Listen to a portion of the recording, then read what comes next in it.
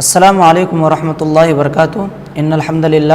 والصلاۃ والسلام علی رسول اللہ اشہد ان لا الہ الا اللہ وحدہ لا شریک لہ واشہد ان محمدا عبدہ ورسولہ اما بعد۔ ایک بھائی نے معلوم کیا کہ اگر عورت روزے کے دوران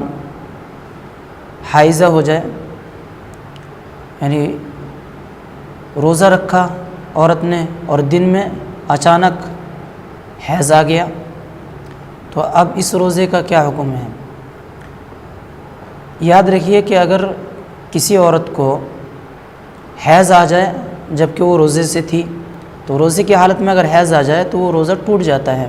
اور اس روزے کا قضا کرنا ضروری ہے۔ حضرت عائشہ رضی اللہ عنہا فرماتی ہیں کہ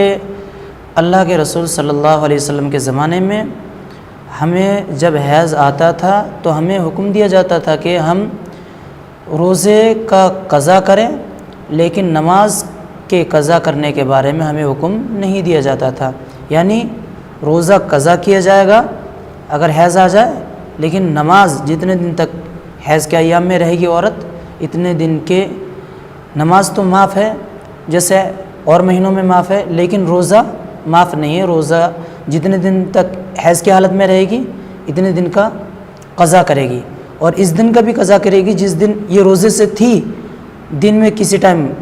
صبح کے ٹائم ہو، دوپہر کے ٹائم ہو یا شام کے ٹائم ہو، جب بھی حیض آ جائے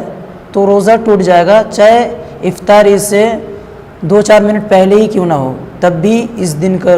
دن کے جو روزہ ہے اس روزے کا قضا کرنا لازمی اور ضروری ہوگا۔ اللہ تعالیٰ